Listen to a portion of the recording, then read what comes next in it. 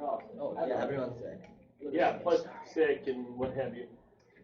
So, we are going to begin our discussion with, as soon as I find my remote. So, the Industrial Revolution is one of the biggest transformations in human history.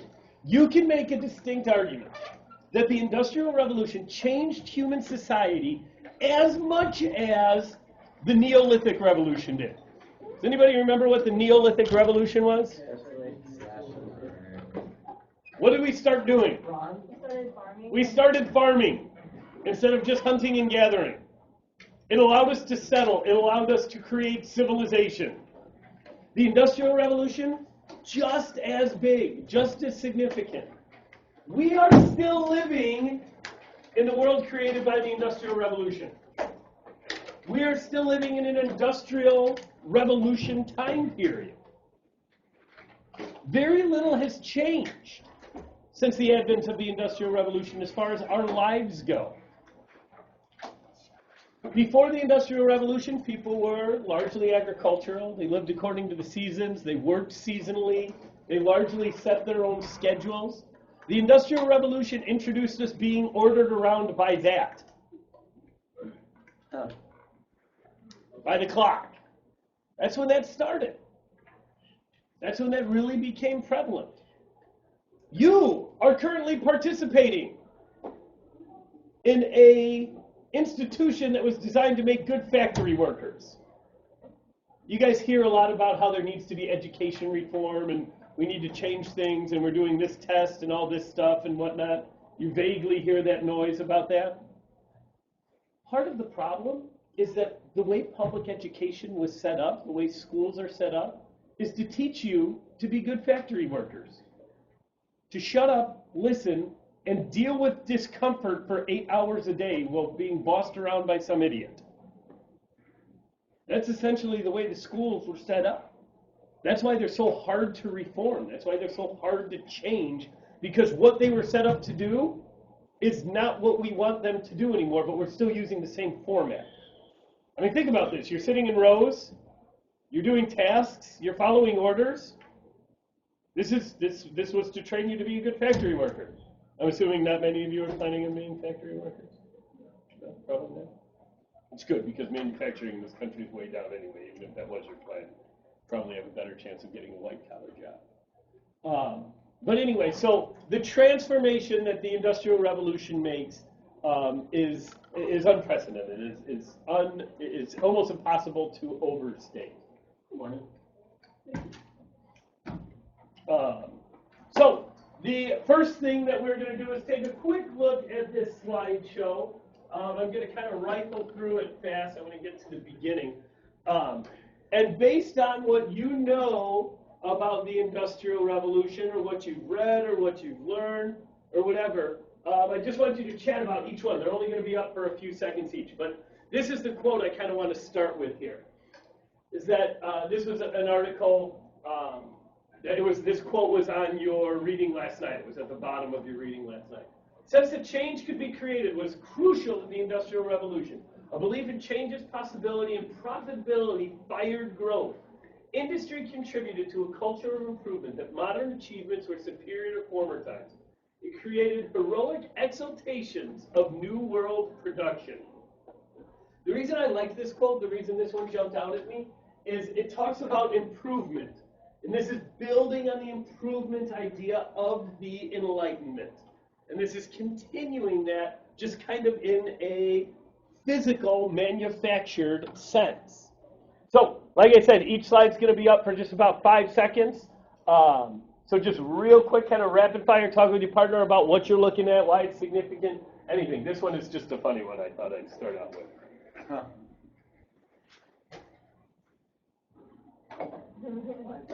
So, all right, talk about what you're looking at here. Go ahead.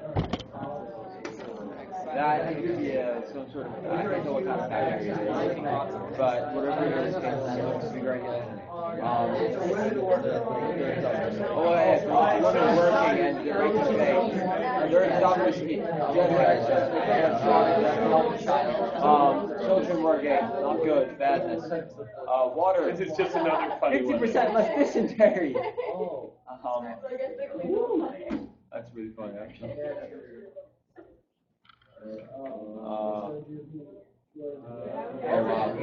So urban 17. That's the average, don't forget.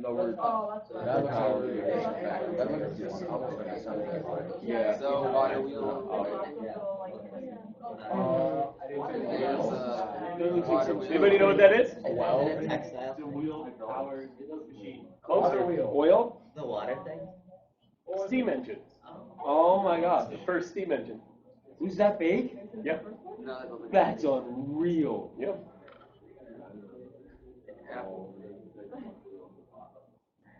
Oh, that's really sketchy. Okay. That's how do people even walk around and You weren't supposed to walk around. You're supposed to stay at your station. Wow. Oh, no. oh, we did this. We did like a railroad. Good old Serbia. Did Poland, the Polish areas get a railroad? they showed like the poor people on the bottom. Oh, I've seen this before. Yeah, well, the rich people are on top, like behind. Anybody know what that is? That's like a station. A train What does station. it look like one? Is that the World Trade? No, I'm not. The Crystal Palace, the World Exposition. Yeah, that's what I was trying to say. You know what that is? This is the first World's Fair, right? Or Not the first. No. Or one of them. That's when it was built. What was the first World's Fair? Ireland.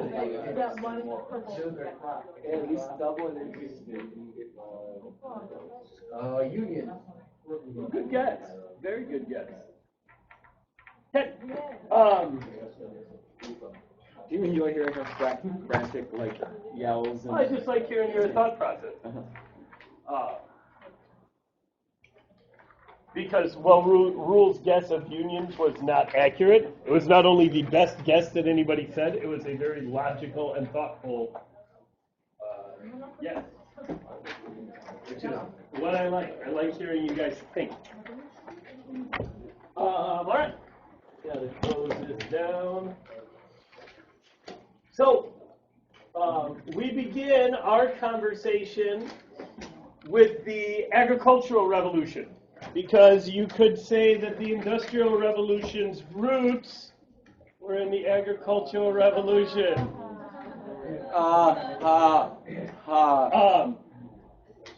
And actually, it's a very important part. Okay, the agricultural revolution is what ultimately is going to create, excuse me, the capital, the resources, and the manpower that allow the Industrial Revolution to happen. And you read about a little bit of this last night. So we have these English landowners that we call, what do we call them? Gentry. Gentry, very good.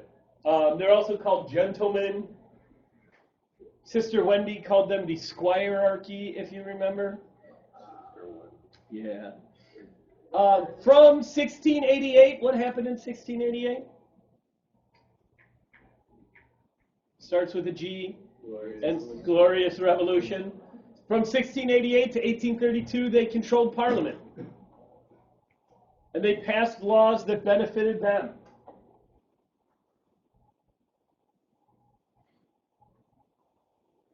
And we see over a period of time, we see different developments in agriculture. And these are some of the things that were mentioned in your reading. People begin to experiment with different ways of making more money from the land. Stuff like the seed drill, stuff like different fertilizers. Wow. Anybody know this song? Nobody knows this song? I've heard of it. I can't remember his name. Who is this? It's by Jethro Tull, the man who invented the seed drill, which is why I mentioned it. I get it. That's the 70s band Jethro Tull. This is the actual seed drill. I just like playing that song. So the seed drill, different fertilizers, the Norfolk crop rotation, which was mentioned in your reading, better selective breeding. This is what's happening in England over the course of a couple hundred years. It's not happening all at one time. It's happening over the course of a couple hundred years. And where is this happening again, by the way? England. Why is it not happening on the continent? What's going on the continent? Wars, revolutions. Yeah, wars. The wars of the 18th century, the French Revolution. So England is at relative peace, or at least their island is peaceful. And while the continent is at war, they're kind of falling behind agriculturally. They're falling behind in the developments agriculturally. So the agricultural revolution was Anglo-centric, but the industrial revolution kind of began to encompass the rest of. No, I would argue that the Industrial Revolution was Anglo-centric also. Okay. It definitely begins there. Okay. Question? Sorry? Oh no, I was just saying that in the last 3,000 years, only 240 years of peace, like total peace. Really? Oh no, I guess the same. What would be the definition? Was that on Trivia no Crack? war. No, it wasn't trivia crack. I don't know. Interesting. Huh, interesting. I'd be curious to see what their definition of no wars is. Because like Korea and North Korea and South Korea have been at war since 1953. But they're not fighting each other. They just haven't declared peace. Interesting. That's an interesting stat either way. All right. What is the benefit of the Norfolk crop rotation? You just had to read briefly about it yesterday. If I got it right, it's you use like the maximum space, so you get the maximum yield. So you're getting the maximum yield. You're getting more out of your land than you did before. And you're constantly using it. You never have to have a field lay fallow, lay empty. And so this is going to produce more food. Yeah. Okay, I'm just curious. I thought the reason they like left space is so the nutrients could like replenish, like get all the. That's absolutely what it is. That's why my tomatoes were so terrible this year, because I put tomatoes in the same place for the last 5 years, and I've sucked every nutrient out of that spot in the ground. So like if they do this, then They're putting different crops. Okay. What the Norfolk crop yeah. rotation is, it was an understanding of what crops utilize what resource in the soil, and so it's rotating them. So you have one crop that uses a lot of carbon. You have another crop the next year that uses a lot of nitrogen, but replenishes the carbon. And so that is the benefit of the Norfolk crop rotation system, which is far more detailed than you need to know about the Norfolk crop rotation system, but I just wanted to make sure you understand higher yield. Now, the big step comes with the Enclosure Act. Okay, the big step. We have these common fields that people use, that people have been using since the Middle Ages. And they're seen as wasteful because they're not profitable. Poor people are living off them. Poor people are eking an existence off of them. But they're not seen as profitable. And so Parliament passes a series of laws that allow people to buy and enclose the commons fields. The commons fields.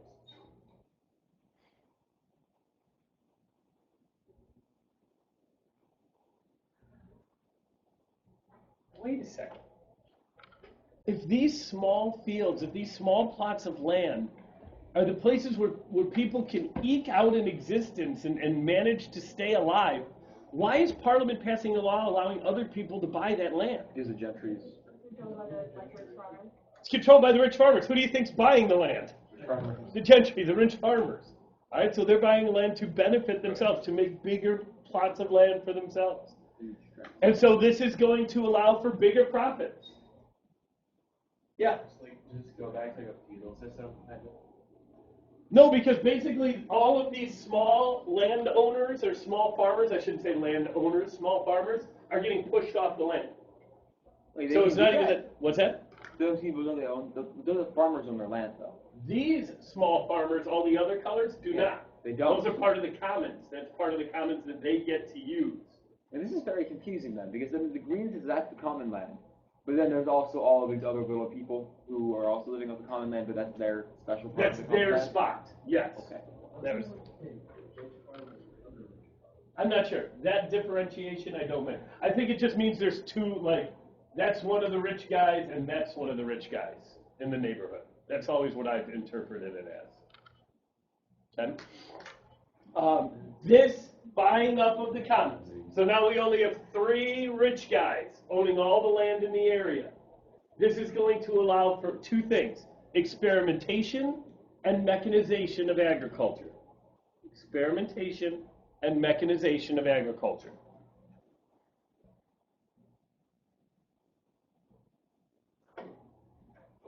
Experimentation and mechanization. Now, let's explain that. Let's talk about what that means. Let's say The only reason your family is able to stay alive is because you have this small plot of land that you utilize. And some salesman comes to you and is like, hey, I've got this great new fertilizer. It'll triple your crop yield. You want to try it? Yes. No. How come? Because you don't risk losing everything. If it doesn't work, what happens? Your family dies. Your babies die because they don't have enough food. What you've been doing for your entire life has worked to allow you to survive. It may not make you thrive, but it works, right? So you're not going to take a lot of chances. The whole English mentality of like the fear of. Well, I'd say that's everybody. It's the fear of But dying. didn't we go over that with there was I can't place it, but definitely we went over that with England specifically about the English mentality of like there was a reason why English people were so or on the more conservative side. Oh, I would say I don't know if we talked about this, but it's island mentality essentially. Like Yeah. island mentality creates a conservative view because you're very insulated. Yeah. But now, let's say you're this guy. And somebody comes around and says, hey, I've got this new fertilizer that'll triple your crop yield. You going to give it a whirl? Yeah, try it in one little small section, right? If it doesn't work, if it destroys your crops, you're out a few bucks, but you're not going to die. And if it does work, what do? Use it on the whole field next time, right? Here's the other part about mechanization. And this is an exaggeration, but this is the idea where it comes to. Do any of you have a garden at your house? Hey, well, right. I don't mean like you're currently gardening. Kyle, you have a garden at your house? Yes, I see. So, what's that? I don't garden really. But so your family has a tractor, obviously. Oh, no, it's like a little. Well, but if you have a garden, why wouldn't you have a tractor? Oh, it's like You don't need. It's a little garden, right? Oh. It's a little family garden, right? If you own that plot of land, does it make sense to have a tractor? It depends on big scale. Fair enough. The dissatisfaction. But So if real. you own that much, all of a sudden it makes sense. And so these enclosure acts are going to encourage experimentation and mechanization. Okay? Do those two ideas make sense now? Okay. All right. So the results of these enclosure acts, and just of the agricultural revolution as a whole, land is concentrated in the hands of a few, and small landowners are pushed out.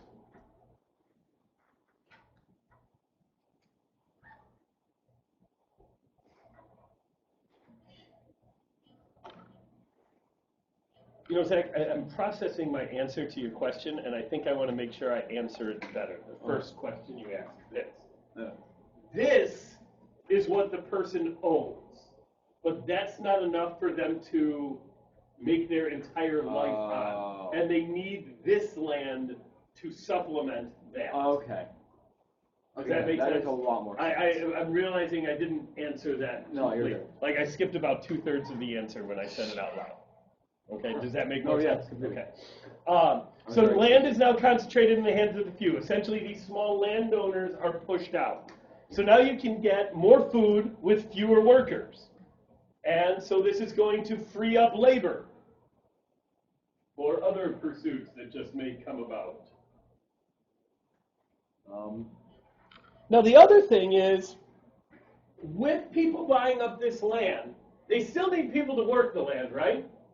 And some of these people are probably going to stay on and work the land. But they're not working for their own benefit anymore. Or excuse me, they're not working for their own food anymore. What are they working for?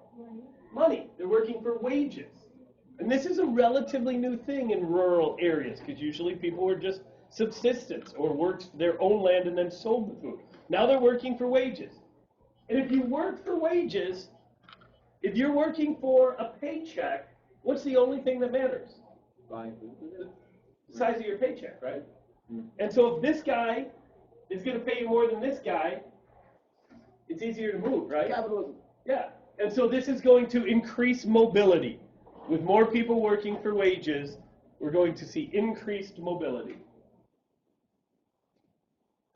You're not tied down to the land.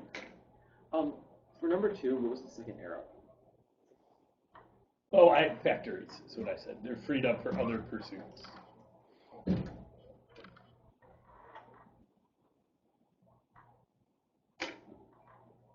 Okay. So we're going to talk about industrialization's roots. And one of the big questions is why England? Why on earth did this tiny, pissant little rocky island in the middle of the North Atlantic become the industrial powerhouse of Europe, nay, of the world? Well, that's what we're going to answer. Okay? They think there's a lot of reasons. One is they already had markets in control of the sea, so they could sell more if it could be produced. We call this profit motive. They had a way to move product.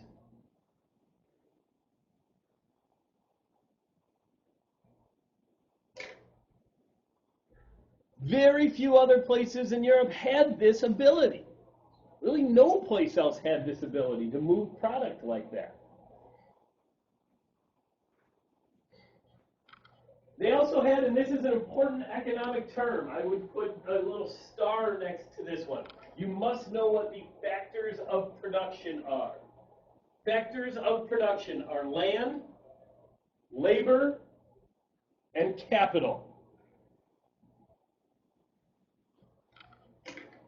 Land, labor, and capital.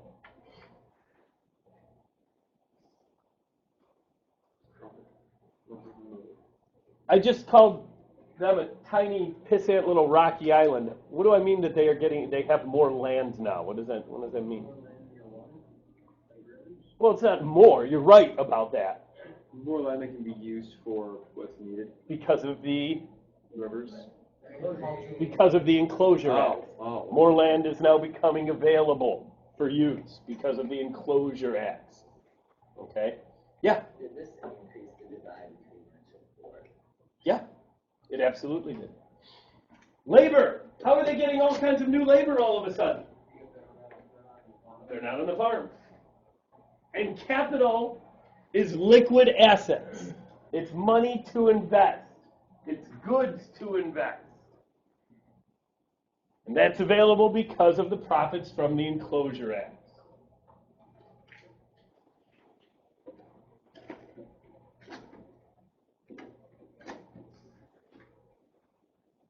Now, some other factors of why England. They had a tradition of entrepreneurs. What's an entrepreneur? Small business person. Maggie? Makes us say, no, this is an image I found when I looked up Google image lemonade stand.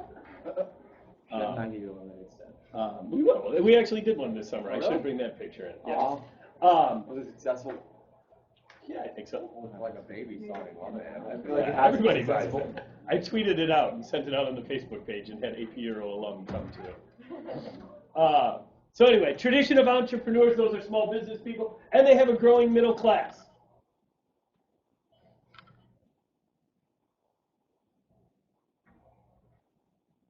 They also have established banking practices, credit, and stock companies.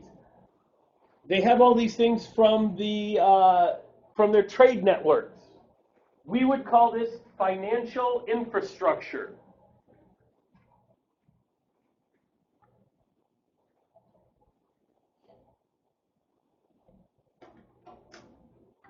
And then they also have something that's kind of intangible. It's kind of hard to explain. They have a climate of progress. They're willing to try new things. They're not stuck totally in tradition.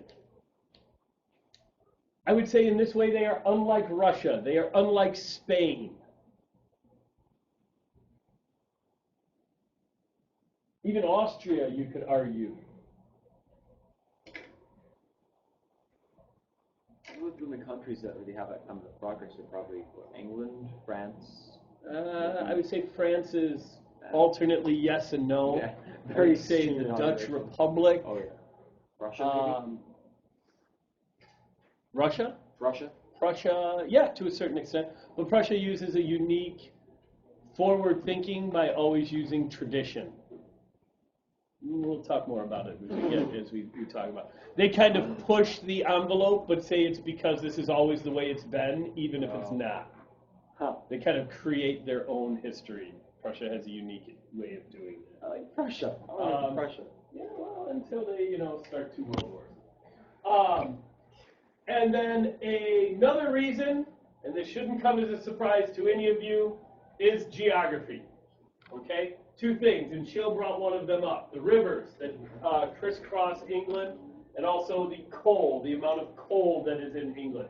One book that I read that talks about essentially why it was England and not China. The Great Divergence.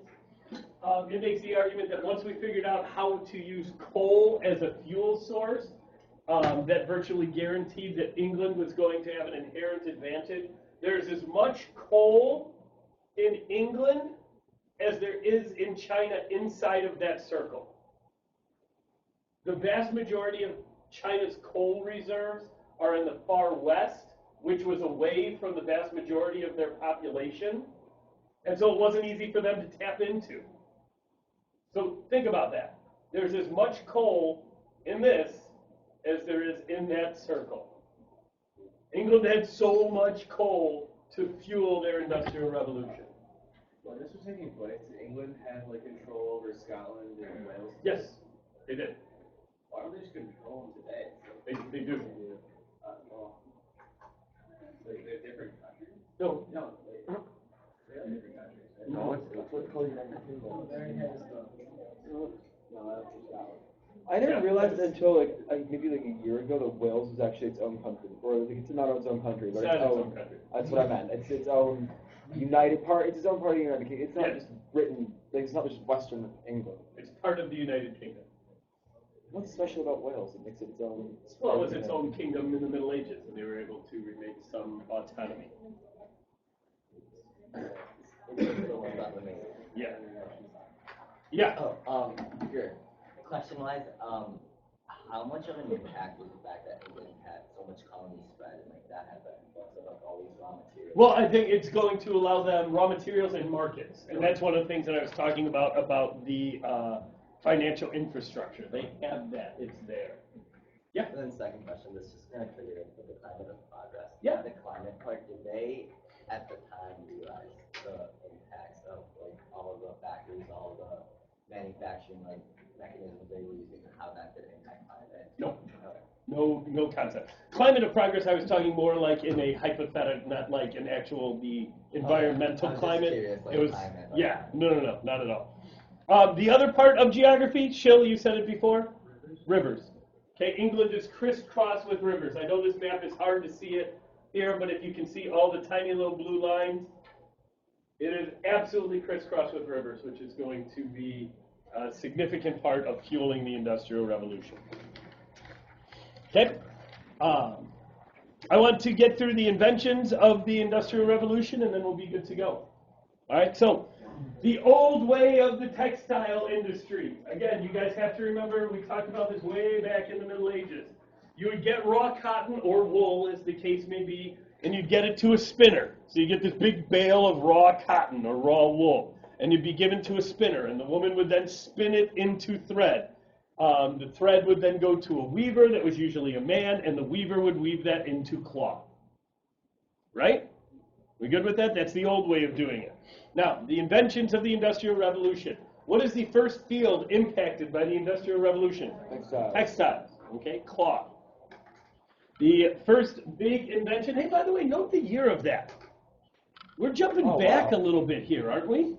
1733. I mean, we ended Napoleon in 1815. 1733. We're jumping back. The first significant invention of the Industrial Revolution was the flying shuttle.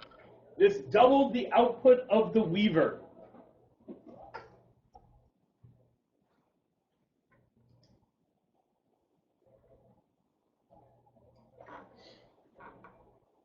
Before we take another step, I want you to talk about what impact this invention would have. What would it do? It doubled the output of the weaver. What is that going to do? Go ahead with your partner. One thing to make women work just as hard. But also take away from the man. Oh yeah, sure. So either women can work just as hard or half as many men as well. Because they're going to need more. So you would then pay less.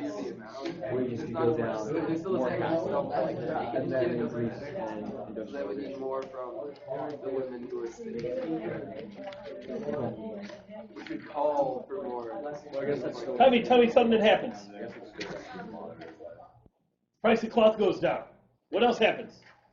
I think there's a bunch of them. Yeah. Did limbs like less fingers needed, so other like the weavers that would have been used to like anything else? But who are the weavers? Let's make sure we're familiar with that. So who's losing their jobs to this? Men. And who is needed more? Women, spinners, right? Because you need more thread if the weaving is going twice as fast.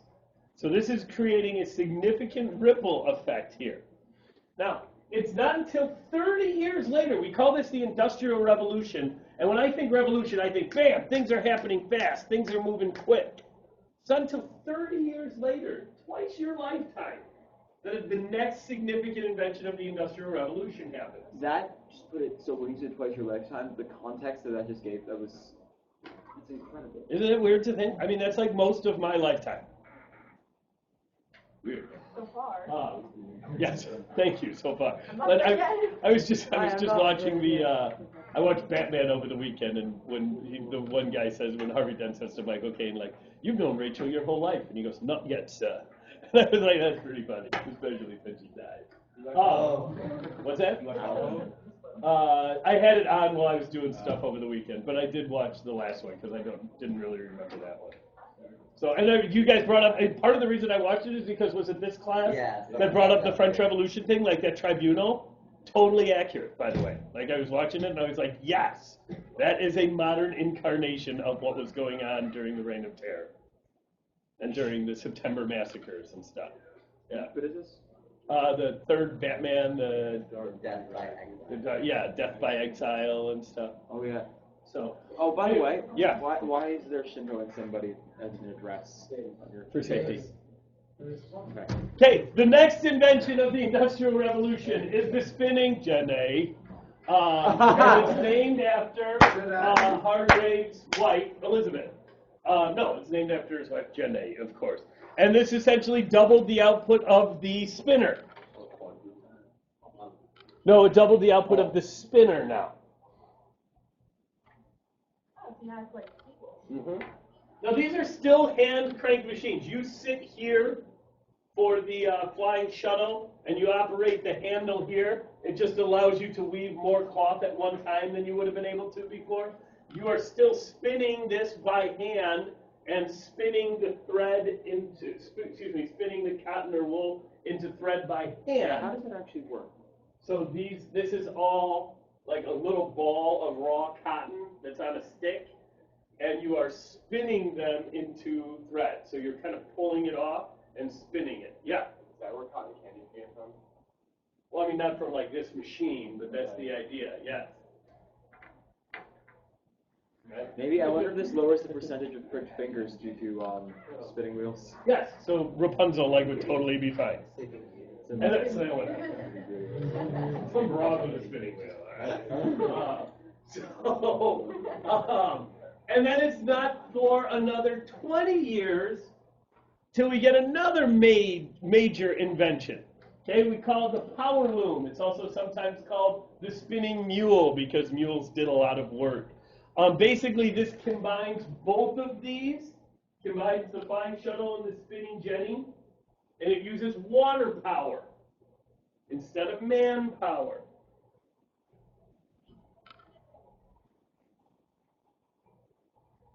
And because of this, work is increasingly done in factories.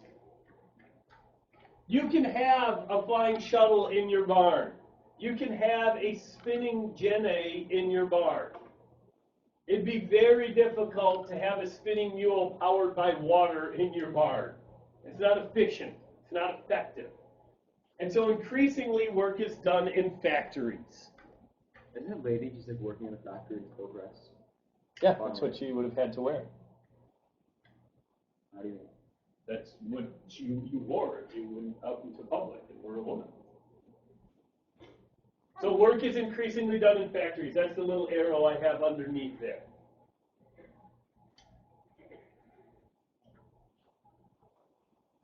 Doesn't the power mule loom thing, doesn't that not need human attention? It needs human attention. It doesn't need human power.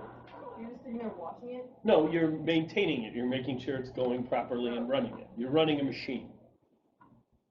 Okay? You're just not powering the machine. So this is going to eventually lead us to. Oh, I'm sorry. This is a great picture of a factory. This one was up in the of a water-powered factory. This one was up in that first slideshow. So you have a water wheel that's powered by the river, okay, and then that turns this turbine, which turns this turbine, which turns all of these rods that are in here that are going through the factory, which then would turn these belts, which turn the individual machines. Holy cow. And so it's a very intricate, powered system.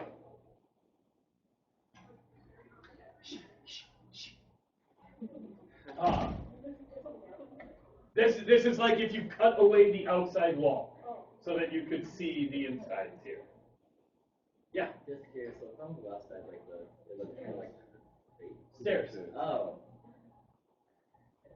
Yeah. Now, it's around this time that we get the development of the steam engine. Okay, essentially England runs out of trees, and so they need more coal. Now, first off, the coal used to just be available on the ground, right, or just by digging a small pit. But they, no pun intended, literally burned through that, and so they now need to start digging deeper holes to get the coal. And any of you have dug a deep hole, what do you eventually run into? Rocks. Water. Okay? You run into water. Yes, you run into rocks, but if you kept digging, you'd eventually run into water. And if you dig a deep enough hole, you need to get that water out. So they wanted to develop a pump to get the water out of the deep holes to get the coal. And so a guy named Newcomb developed a steam engine in 1702. It's not really effective until 1763, which is when we get the first steam engines, the first effective steam engines. And then, of course, it's ironic that the steam engines were powered by coal, and they're being used to pump water out so that you can dig and find coal. Yeah. Was it, like, for the steam engine, why wasn't it effective for, like, 6 years? They just, like, need to innovate or something? Yeah, it wasn't very, think of it like the first computers, you know, they were the size of the room, and they were just very inefficient. What did I see the other day? Somebody sent me a picture of what is like your flash drive hold now? How much does it hold? Yeah, and somebody sent me a picture of like the first 32 gig memory storage thing, and it weighed like 870 pounds and was like this big or something like that. Well, your average smartphone can carry the amount of processing power of the entire Apollo 13 mission. See, I've heard even more. I heard this has the processing power of the Apollo 13 mission. Like I've heard that the average calculator has it.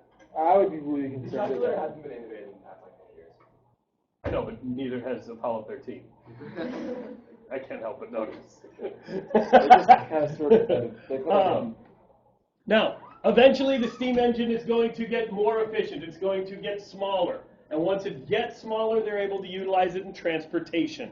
Okay, and this is going to really start some massive changes. Okay, so as the steam engine improves, it becomes mobile. We get steamboats, okay, being the first significant one by the early 1800s. Call for Africa. Yeah, not yet though. No, yeah. That's the only thing I can think of with steamboats now, like after last year. It's just like this army of steamboats just like really, really slowly like Moving up their way into Africa. And they will, but just not yet. This I just love. Somebody asked Napoleon why he didn't invest more of their resources in the steamboat. Plus, I like because this helps us remember that this is happening at the same time as the French Revolution and Napoleon. And this is what he said. And hot air balloons. Yeah. Yeah, but he didn't actually use them. I just think that's interesting. It's kind of another good example of how Napoleon really had no idea about the Navy or water or anything like that. Now, this also ushers in the golden age of canals, because steamboats are only useful where there's water. Okay, that's pretty deep, right? You write that down if you need to. Okay? Yeah. And so, as many rivers as England had, They wanted canals. Okay, and so if you look at this, the blue is the river, our rivers, excuse me. Red are big canals, purple are small canals. That's a lot of canals. The highway. Okay, that's absolutely what it is. It's creating a massive highway system. Okay, canals are amazing feats of engineering. They allow you to move to different levels of water. Okay, they allow you to move up, move down, different levels of water. Use a series of locks to flood or to release water to raise the boat up or down. This is just kind of a generic diagram. This is a canal in England. The painting is from the early 1800s. It just looks like a river. Very low river boats you see, flat bottom boats for the most time. Flat bottom boats. These are pictures of canals that are still there. These are contemporary pictures of canals. You can actually go on canal tours in parts of England. I'm pretty sure tourist the one in the upper left, I feel like in Top Gear, they definitely went past that exact one. Like But see, here's the thing. There's a kabillion of these. Yeah. Yes, roughly. Yeah, I rounded to the nearest kabillion, but it's roughly a kabillion. This is one of the most famous ones in England. 1, 2, 3, 4, 5 sets of locks to get you down. Can you go up that? Yes. It takes about 2 hours from what I read. Because basically you go in, and then they flood it, and it goes up. You go in, and they flood it, it goes up, and so each one. Yeah. And they're pretty narrow. A lot of them are pretty narrow. I mean, you can kind of get some scale with the boat there. Get some idea. Wait, what's the bottom right? Is that like a sewer? No, this is a canal. Like, that's what I'm saying. Some of these are really narrow. Does it go underground? Yeah, there's a tunnel. No bridge. No bridge. Everybody down. And then eventually they figure out how to get it on land. And this leads to the development of the choo-choo. The earliest was in 1829. It connected Liverpool to Manchester. A coal town to a manufacturing town. Which is which? Liverpool, coal town, Manchester, manufacturing town. What was it? Like a mining town? It's a port city though. Oh. So would they be like using the railroad to like transport coal then? Yep. That's convenient then. You can just like use the coal To power the steam engine, exactly. Now, and it's not for another about decade before the train is incredibly impactful. So by the 1840s, we're going to see England and the U.S. leading the way in railroad building, and others are following behind, which we'll get into when we spread industrialization tomorrow. How did the steam engine, do you have to have a ton of water for a steam engine to work? Not a ton, because a lot of the steam you recapture and use again. Oh. Like the part that's burned off whenever you see that is a small, that's like what is escaping to allow the steam engine not to explode, essentially. Like what you're letting release. You're continually using the steam as it reheats and cools. That's what made the steam engine more effective. That's what happened in the 1760s. Not water reclamation. There's a term for it. Precipitating. Am I making that word up? Something like that. I don't know. And then the last mention is just of the factory, the last development, invention of the Industrial Revolution. The factory, it's a single building where bulky, expensive machinery is centered.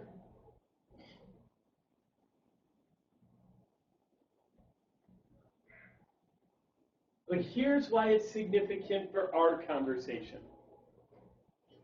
This becomes a place that people go to work.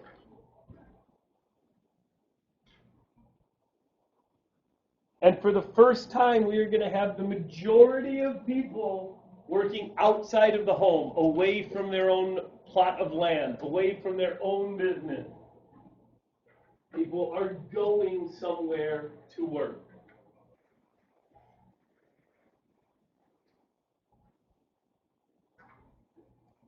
All right, to wrap up, the conversation that I want you to have right now is what changes so far have been made in people's lives based on what we've done on the Industrial Revolution so far?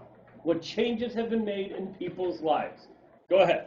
I think it would be narrowed down to three. It would be transportation, production, and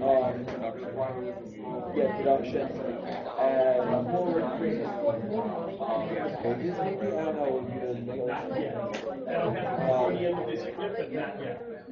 Because don't forget, who are the guys who are driving the early around stages of the Industrial all Revolution? urban communities. Left behind that we're too small, so they don't have to like go to the city to a factory. Not yet. There's not enough of them to be more profitable yet. Does that make sense? Some guys are making big money on it, but we're still talking. Shill asked a very good question. He said, are the factories, have they passed the landowners for wealth yet?